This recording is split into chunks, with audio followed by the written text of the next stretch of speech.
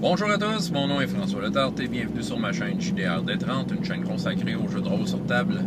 Alors, Vidrolist et RPG Week numéro 48, que j'ai pas été voir, mais le lien est quand même en bas, et je vais peut-être l'avoir vu après cette vidéo-là. Donc, les sentiments, quels sont les sentiments difficiles à faire jouer? J'ai comme lu entre les lignes, je pense que j'ai assez lu pour vous faire une réponse. Puis, je trouve que c'est une très bonne question, en fait, ouais, ça n'a pas été abordé souvent. C'est ça. J'avoue, j'ai de la misère à me situer au niveau des sentiments. Fait que, tu sais, je me suis dit de quelle façon j'allais l'aborder. Je me suis rappelé du film Sans dessus-dessous, OK? De Disney. Donc, il y a 5 sentiments qui sont comme mis en scène là-dedans. Fait que je pourrais comme explorer ces 5-là pour savoir lequel qui est difficile. Bon, la joie, ben ça, c'est facile, tu sais. D'avoir un personnage joyeux, c'est très facile. D'être de bonne humeur, c'est le fun de toute façon. Fait que c'est pas un sentiment qui est difficile à avoir, tu sais. Ouais, d'être joyeux, ça peut le faire. Peut-être que on vit tellement des situations stressantes quand on est des personnages de jeux de rôle que c'est pas toujours des situations joyeuses.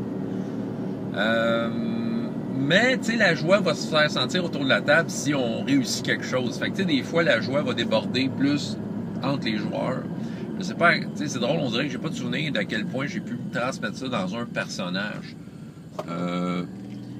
C'est ça. Tu sais, les personnages non-joueurs, on dirait que c'est plus facile parce que, tu sais, ils ont comme déjà leurs sentiments. Tu sais, tu t'amènes un personnage non-joueur dans le game, tu sais, des fois, il vient avec son sentiment déjà. Fait que, tu sais, c'est peut-être plus facile. Mais en tant que joueur, c'est ça, j'essaie de me rappeler. Des moments de joie. Écoute, c'est ça, tu sais, ça peut être lui. C'est peut-être lui qui est plus difficile. Je passe dans ma tête des personnages, j'ai fait plusieurs, là, ces dernières années, là. Ouais.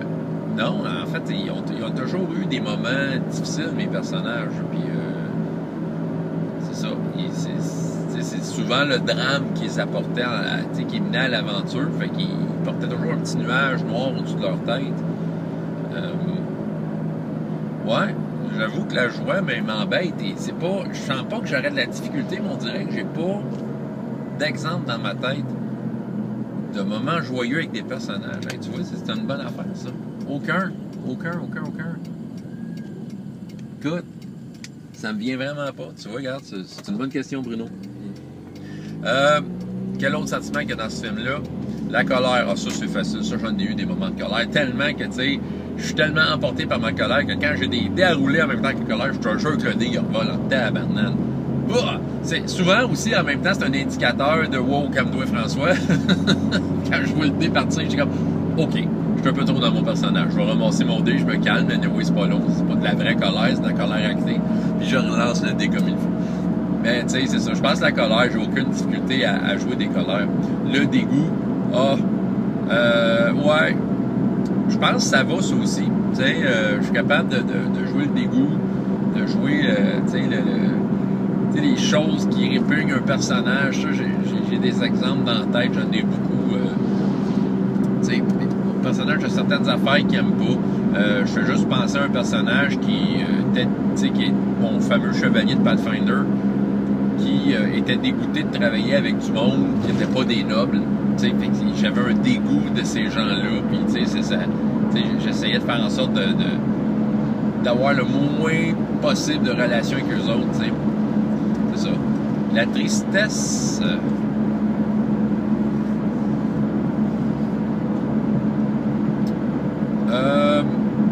Souvent, la tristesse, comment je pourrais dire, quand je joue un personnage, je ne ressens pas la tristesse, mais je sais quand mon personnage devrait être triste et je le décris ici, tu sais.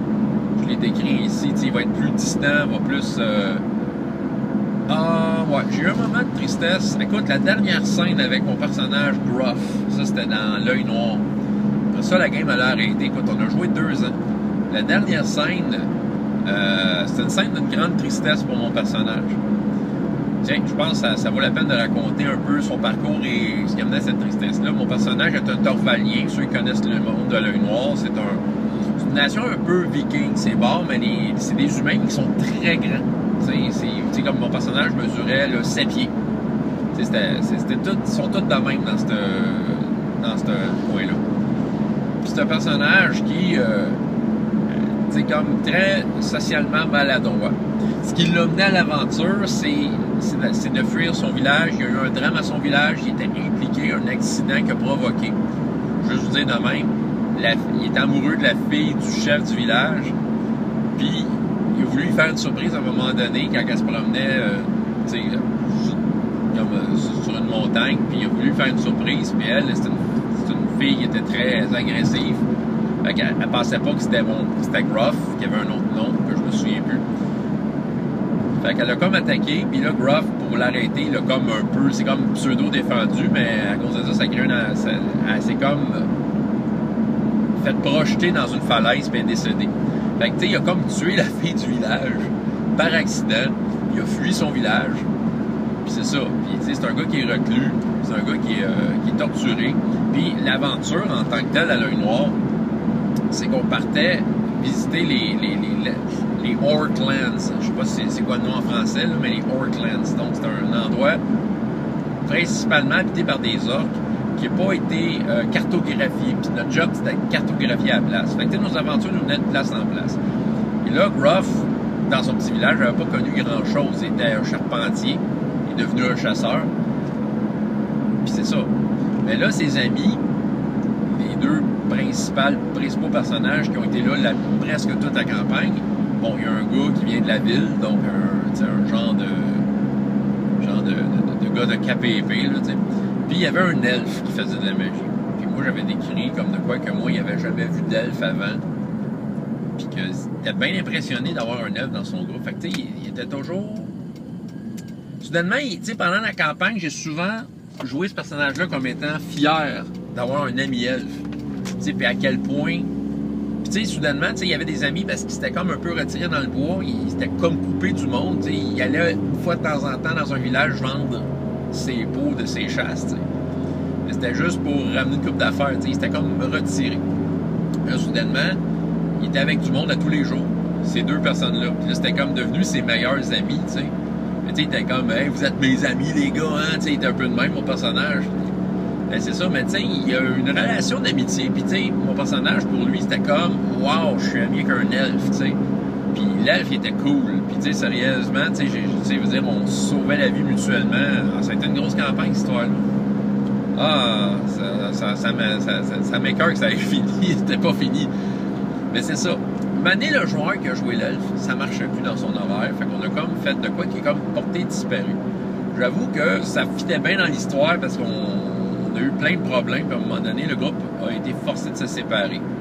Tu sais, une situation à la Seigneur des Anneaux, là, à la fin du premier film, tu sais, quand la communauté se sépare, ben, ça ressemblait à ça. Mais lui, c'était juste, par convenance, le joueur pouvait plus. Fait que moi, ça a été comme une de mes quêtes dans les peut-être 10 dernières séances, d'essayer de retrouver ma gang, tu sais.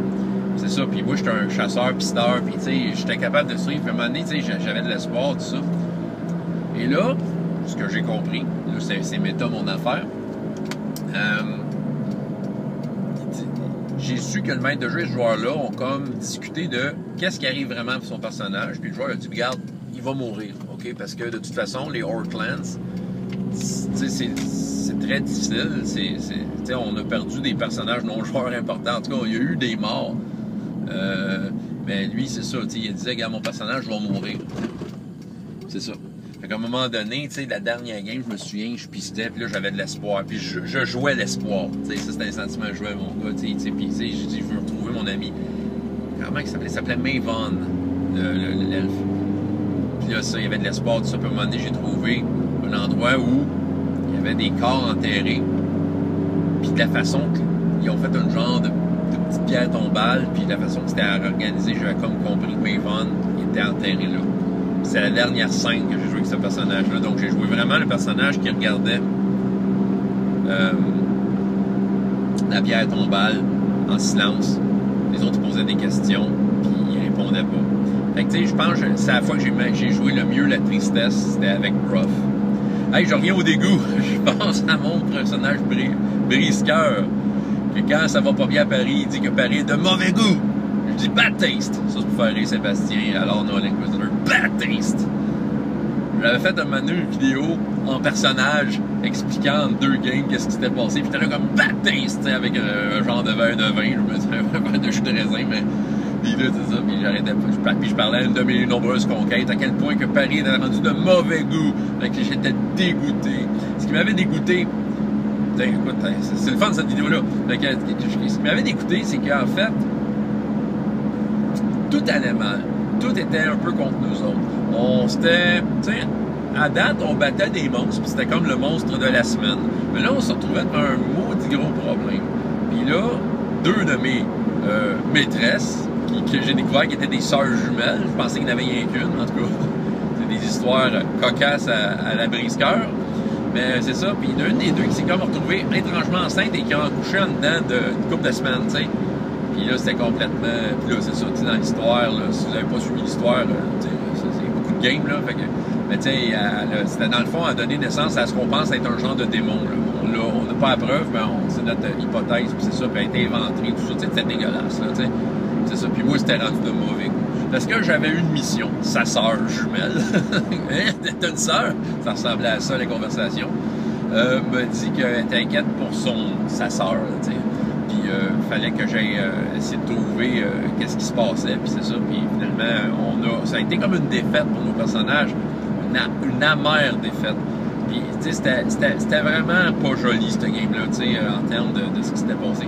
Puis c'est ça, c'est pour ça que je disais baptiste, en tout cas, c'était drôle. C'était drôle. C'est dramatique, mais je pense que le dégoût, ça va.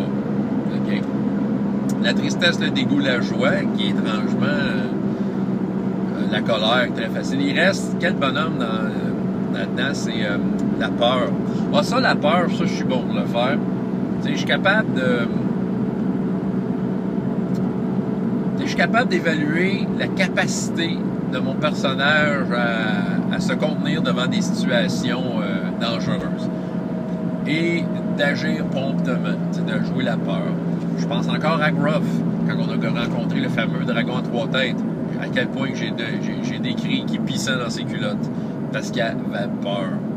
Puis ça aussi, c'est une autre scène. Ce personnage-là était très intense. Plus que je pense que c'est un des personnages les plus, au niveau des sentiments, le plus intense que j'ai joué. Plus que je pense, là. Puis lui, la peur, il l'a joué souvent. Parce qu'il se retrouvait justement, tu sais, comme, tu sais, je vais raconter le contexte. Dans un personnage un peu coupé du monde, soudainement, il se retrouve devant toutes sortes de situations étranges, tout ça. Puis, tu sais, il jouait bien la palette des sentiments. Puis c'est ça. Puis la peur a été... ça a fait partie de sa vie, beaucoup. Je suis sûr que... ça me vient pas, mais je suis sûr qu'il y a d'autres personnages à qui c'est arrivé. Je pense à Tekumogol, jouait une dame, de la société, puis ça a été dehors la loi. Il y a eu des moments de peur, mais il y a eu des moments de courage avec elle, parce que là, il fallait qu'elle voyait que le village, ce qu'on était, prenaient pas vraiment part à leur propre défense. Ils laissaient faire les hors-la-loi, puis moi, ma Britannique, là, à un moment donné, elle servirait de bord, elle dit non, là, ça marche pas. Elle a voulu prendre les choses en main, mais elle avait quand même peur. Très peur de ces gens-là, parce qu'elle les trouvait extrêmement dangereux, imprévisibles. Ouais. Ça aussi, c'est un personnage qui était intense, qui était intéressant à jouer pour ça. Fait que la réponse, après 13 minutes de monologue intensif, c'est la joie, étrangement. On dirait que la joie, c'est pas que j'ai de la misère, je n'y trouve pas les occasions de le faire. Fait que, merci Bruno de cette question, je vais travailler là-dessus. Le prochain personnage que je vais faire va être un personnage joyeux. C'est quoi le jeu? Hey, c'est mon jeu de super... Ah non, ça marche pas, il joue une espèce de bonhomme, un bonhomme sarcastique, il sera jamais joyeux. Un sarcastique sans émotion, ouais, ok. Faudrait que je trouve, en tout cas, la prochaine fois que je vais être joueur quelque part, je vous promets que ça va être le joyeux du groupe. Ok? Le joyeux. Je vais faire un barde si je joue à Donjon. Comme ça, tu sais, un barde joyeux, ben, ça met de la gaieté dans le cœur de tout le monde. François Letard, JDR Détente, et jusqu'à la prochaine fois, il y a autant de plaisir dans la vie que dans les jeux. Au revoir.